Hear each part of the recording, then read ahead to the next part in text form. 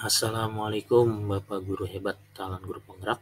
Perkenalkan, saya Rianto, Calon Guru Penggerak Angkatan 7 DKI Jakarta.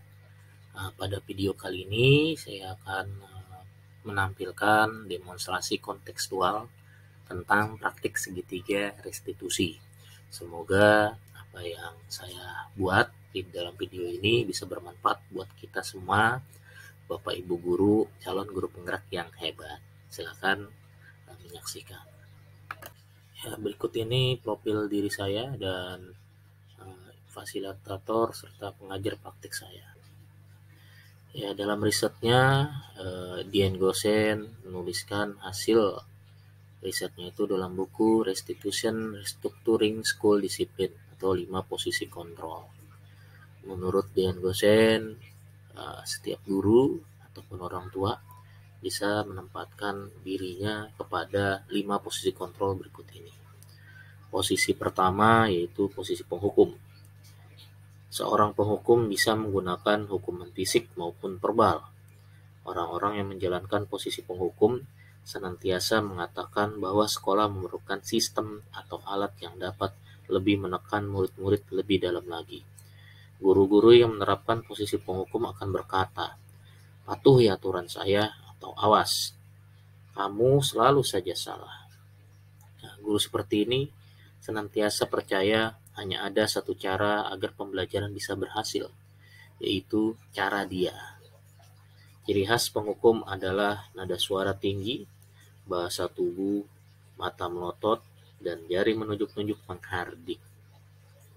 Konsekuensi logis dari akibat penerapan peran kontrol penghukum adalah kemungkinan murid marah dan mendam atau bersifat agresif.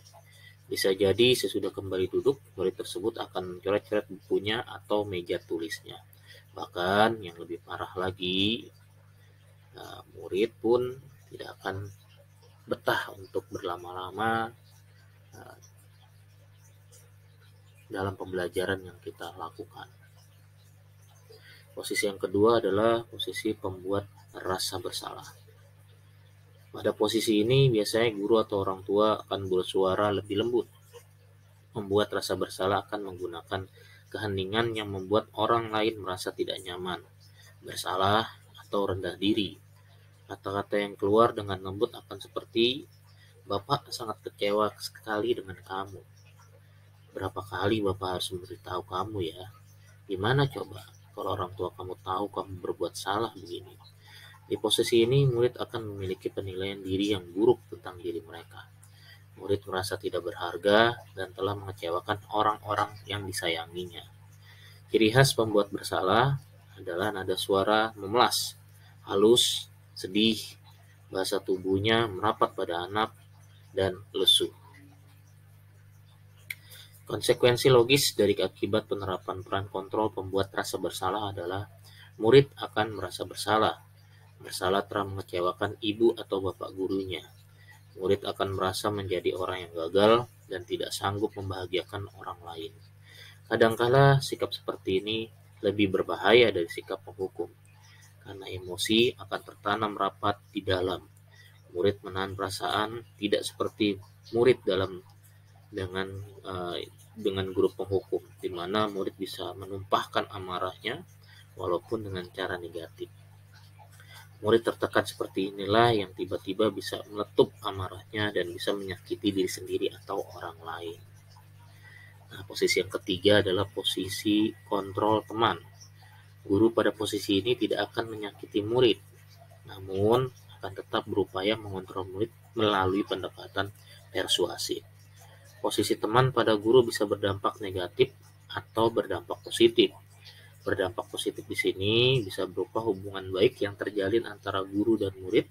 Guru di posisi teman menggunakan hubungan baik dan humor untuk memengaruhi seseorang. Nah, mereka akan berkata, "Ayo bantulah demi Bapak ya. Ayo ingat Kak, kamu tidak ingat kamu akan bantuan Bapak selama ini. Ya sudah, kali ini tidak apa-apa, nanti Bapak bantu bereskan." Sedangkan posisi kontrol teman bisa juga berdampak negatif. Salah satunya bila suatu saat guru tersebut tidak membantu, maka murid itu akan kecewa dan berkata, "Saya pikir Bapak adalah teman saya." Nah, akhirnya murid pun merasa dikecewakan dan tidak mau lagi berusaha. Hal lain yang mungkin timbul adalah murid hanya akan bertindak untuk guru tertentu dan tidak untuk guru lainnya. Murid akan tergantung pada guru tersebut. Nah, ciri khas posisi kontrol teman adalah nada suaranya, dia akan terlihat ramah, akrab, dan bercanda. Sedangkan pada posisi bahasa tubuhnya, dia akan lebih mendekat pada murid, mata, dan senyum jenaka. Nah, konsekuensi logis dari penerapan posisi kontrol teman adalah murid akan merasa senang dan akrab dengan guru. Ini termasuk dampak yang positif. Hanya saja, di sisi negatif, murid menjadi ketergantungan pada guru tersebut. Bila ada masalah, dia merasa bisa mengandalkan guru tersebut untuk membantunya. Akibat lain dari posisi teman, murid hanya akan berbuat sesuatu bila yang menyuruh adalah guru tersebut, dan belum tentu berlaku hal yang sama dengan guru atau orang lain. Nah, posisi yang keempat yaitu posisi kontrol pemantau atau monitor. Memantau berarti mengawasi. Pada saat ia mengawasi, kita dituntut untuk bertanggung jawab atau berperilaku. Posisi pemantau selalu mendasarkan dirinya itu pada peraturan dan konsekuensi. Dengan menggunakan sanksi atau konsekuensi, kita dapat memisahkan hubungan pribadi kita dengan murid. Sebagai seorang yang menjalankan posisi pemantau, pertanyaan yang sering diajukan biasanya seperti, peraturannya apa? Apa yang telah kamu lakukan? Sanksi atau konsekuensinya apa? Nah, seorang pemantau akan selalu mengandalkan penghitungan, catatan, data yang dapat digunakan sebagai bukti atas perilaku seseorang. Nah, ciri khas pemantau adalah dengan nada suara yang datar, bahasa tubuh yang formal. Konsekuensi logis dari penerapan posisi kontrol pemantau adalah murid akan memahami konsekuensi yang harus dijalankan karena telah melanggar salah satu peraturan sekolah. Guru tidak menunjukkan suatu emosi yang berlebihan, menjadi marah, atau membuat merasa berbuat salah. Murid tetap dibuat tidak nyaman, yaitu dengan harus tinggal di kelas pada waktu jam istirahat dan mengerjakan tugas. Guru tetap harus memantau murid pada saat mengerjakan tugas di jam yang sudah disepakati. Nah, sedangkan posisi yang kelima adalah posisi kontrol manajer. Nah, posisi kontrol terakhir ini adalah di mana guru memposisikan dirinya untuk berbuat sesuatu bersama dengan murid, mempersilahkan murid mempertanggungjawabkan perilakunya, mendukung murid agar dapat menemukan solusi atas permasalahannya sendiri. Seorang manajer telah memiliki keterampilan di posisi teman maupun pemantau, dan dengan demikian bisa jadi di waktu-waktu tertentu kembali kepada kedua posisi tersebut bila diperlukan. Namun, bila kita menginginkan murid-murid kita menjadi manusia yang merdeka, mandiri, dan bertanggung jawab, maka kita perlu mengacu kepada restitusi yang dapat menjadikan murid kita seorang manajer bagi dirinya sendiri. Dalam posisi manajer, murid diajak untuk menganalisis kebutuhan dirinya maupun kebutuhan orang lain. Nah, di sini penekanan bukan pada kemampuan membuat konsekuensi, namun dapat berkolaborasi dengan murid bagaimana memperbaiki kesalahan yang ada. Seorang manajer akan berkata dengan muridnya, apa yang kita yakini? Apa kamu meyakininya? Jika kamu meyakininya, apakah kamu bersedia memperbaikinya? Jika kamu memperbaiki ini, hal ini menunjukkan apa tentang diri kamu? Apa rencana kamu untuk memperbaiki hal ini? Nah, tugas seorang manajer bukan untuk mengatur perilaku seseorang, tapi membimbing murid untuk dapat mengatur dirinya. Seorang manajer bukan memisahkan murid dari kelompoknya, tetapi mengembalikan murid tersebut ke kelompoknya dengan lebih baik dan kuat. Bisa jadi dalam praktik penerapan disiplin sehari-hari, kita akan kembali ke posisi teman atau pemantau.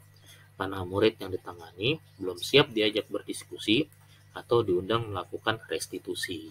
Namun, perlu disadari tujuan akhir dari 5 posisi kontrol seorang guru adalah pencapaian posisi manajer ini, di mana di posisi inilah murid dapat menjadi pribadi yang mandiri, merdeka, dan bertanggung jawab atas segala perilaku dan sikapnya yang pada akhirnya dapat menciptakan lingkungan yang positif, nyaman, dan bisa menjadi suatu budaya yang positif ke depannya. Ciri khas posisi kontrol manajer, nada suaranya tulus, bahasa tubuh tidak kaku, dan mendekat ke murid. Pada posisi manajer, ya suara guru atau orang tua itu sebaiknya tulus, ya dia nggak perlu marah, tidak perlu meninggikan suara, apalagi menunjuk-nunjuk jari ke murid, berkaca pinggang, atau bersikap seolah-olah menyesal, tampak sedih sekali akan perbuatan murid ataupun bersendah gurau menempatkan diri sebagai teman murid. Nah, fokusnya hanya ada pada murid, bukan untuk membahagiakan guru atau orang tua. Murid sudah mengetahui adanya suatu masalah dan sesuatu perlu terjadi. Bila guru mengambil posisi pemantau, guru akan melihat pada konsekuensinya apa peraturannya. Namun, pada posisi manajer, guru akan mengembalikan tanggung jawab pada murid untuk mencari jalan keluar permasalahannya, tentu dengan bimbingan guru. Nah, di sini pada kegiatan pembuatan video praktik restitusi ini, nanti saya akan melanjutkan tentang penjelasan tentang apa sih itu restitusi. Nah, restitusi di sini adalah proses untuk menciptakan kondisi bagi murid untuk memperbaiki kesalahan mereka sehingga mereka bisa kembali kepada kelompok mereka dengan karakter yang lebih kuat. Restitusi juga merupakan proses kolaboratif yang mengajarkan murid untuk mencari solusi atas permasalahan mereka dan membantu murid berpikir tentang orang seperti apa mereka nantinya di masa depan dan bagaimana mereka harus memperlakukan orang lain. Ya, berikut ini tahapan segitiga restitusi. Ada 3 langkah dalam segitiga restitusi, yaitu yang pertama, kita harus menstabilkan identitas. Yang kedua, melakukan validasi tindakan yang salah. Dan yang ketiga, menanyakan keyakinan. Nah, dalam praktek segitiga restitusi yang akan saya tampilkan ini, di sini saya akan membawakan 2 kasus yang terjadi pada satu orang yang sama, ya, yaitu murid saya yang bernama Angel. Dia melakukan 2 kasus permasalahan. Yang pertama berkaitan dengan datang terlambat ke sekolah, dan yang kedua dia ketahuan sedang makan di saat jam pembelajaran di mana teman-temannya saat itu sedang melakukan diskusi kelompok. Nah, untuk slide video praktik restitusinya kita akan lihat di slide yang kelima. Selamat menyaksikan.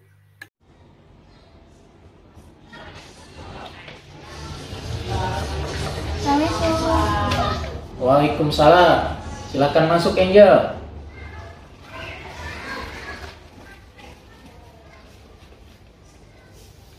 Tahu kenapa Pak Guru panggil ke kantor? Iya, Pak. Tadi Bapak dengar dari Bu Tiket, Angel terlambat datang ke sekolah ya? Iya, Pak. Di kelas tadi pun kamu kedapatan makan roti, padahal teman-teman yang lain sedang kerja kelompok mengerjakan tugas-tugasnya. Kenapa hal itu bisa terjadi, Angel?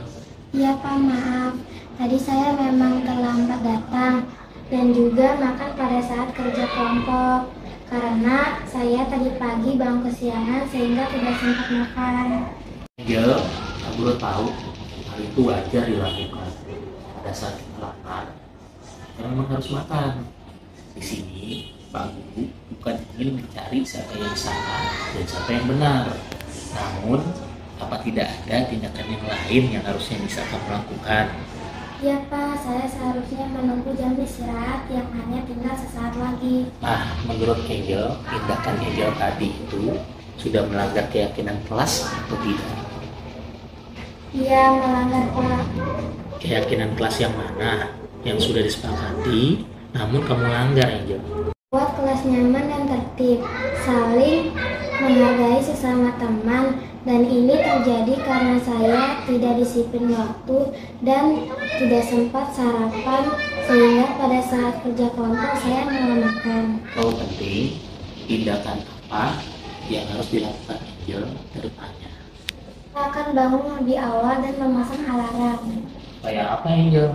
supaya bangun lebih pagi dan sempat untuk sarapan. Bagus. Jadi, bila kamu sudah memperbaikinya, kamu ingin menjadi orang seperti apa Angel? Saya akan menjadi orang yang disiplin dan mandiri, Pak. Terima kasih Angel, karena kamu sudah berniat untuk memperbaiki kesalahan kamu. Pak Guru izinkan untuk kamu kembali ke kelas. Terima kasih Angel. Ya, sama-sama, Pak. Terima kasih. Assalamualaikum, Pak. Waalaikumsalam Angel. Assalamualaikum. Waalaikumsalam Angel. Oke, silakan duduk Angel. Angel tahu kenapa Pak Guru panggil Angel saat jam istirahat sekarang ini? Iya, Kak. Ya, tadi Pak Guru dapat informasi nih. Setelah Pak Guru bagikan kertas ulangan saat jam istirahat, sebelum jam istirahat, Pak Guru dengar Angel mengejek nilai ulangannya Putri ya. Iya. Nah, bisa Pak Guru dengar kejadiannya seperti apa? Iya, Pak. Maaf, tadi saya mengajak Putri karena nilainya lebih rendah daripada saya. Kalau seperti itu tindakan Angel, kira-kira sudah menyakiti perasaan Putri gak sih? Iya, Pak. Habisnya saya senang gangguin Putri. Ya Pak Guru sih bukan bermaksud untuk mencari siapa yang salah di sini ya. Ya ada wajar juga kalau kamu memang merasa diri kamu itu nilainya lebih tinggi ya kan, membanggakan diri. Namun apakah tidak ada hal lain yang harusnya bisa kamu lakukan terhadap Putri? Saya seharusnya mengajak Putri belajar bersama agar nilai kita sama baiknya. Nah, itu bagus malah yang di pikiran kamu ya. Nah, kalau kamu memang berkeinginan seperti itu, tapi kamu harus ingat juga nih ya, ada keyakinan kelas kita yang kamu langgar gak saat itu? Iya, Pak. Nah, menurut kamu keyakinan kelas kita apa yang sudah kita sepakati, namun kamu langgar aja? Saling menghargai dan menghormati serta membantu teman saat kesulitan. Oke, kalau memang Angel sudah menyadari ada keyakinan kelas kita yang sudah Angel langgar, berarti tindakan Angel ke depannya untuk perbaikan seperti apa sih? Iya, Pak. Saya akan minta maaf kepada Putri dan akan mengulangi keyakinan kelas kita nanti saat di kelas. Oke, bagus itu ya, berarti nanti dilaksanakan ya yang jadi niatnya. Kalau memang seperti itu yang Angel ingin lakukan untuk perbaikan diri, berarti nanti ke depannya Angel berharap menjadi orang seperti apa? Saya akan menjadi orang yang rendah hati dan membantu teman saat ada yang kesulitan. Oke, ya bagus niat Angel. Udah mau mengakui kesalahan, ya sudah berniat untuk memperbaiki diri dan ingin jadi orang yang seperti apa ke depannya untuk lebih baiknya. Oke, Pak Guru nanti izinkan Angel untuk kembali ke kelas, dan jangan lupa saat di kelas segera minta maaf pada Putri dan ulas kembali keyakinan kelas kita ya. Baik, Pak. Oke, terima kasih Angel. Ya, Angel Bapak izinkan untuk melanjutkan kembali istirahat. Oke. Menurut Angel, kegiatan restitusi yang baru saja tadi kita lakukan untuk murid-murid yang memiliki kesalahan seperti apa Angel? Menurut Angel bagus, karena dengan begitu kita diberi kesempatan untuk memperbaiki kesalahan kita tanpa harus diberi hukuman atau diberi sanksi. Terima kasih ya Pak atas kebijaksanaannya. Oke, terima kasih Angel. Ya, terima kasih kepada Bapak Guru hebat, calon guru penggerak yang sudah berkenan mampir ke beranda YouTube saya. Semoga apa yang saya lakukan dan saya buat dalam rekaman video tadi bisa bermanfaat buat kita guna untuk menjalankan pembelajaran yang berpihak pada murid, terutama masalah pendisiplinan murid dengan mengutamakan pendekatan restitusi. Terima kasih. Assalamualaikum warahmatullahi wabarakatuh.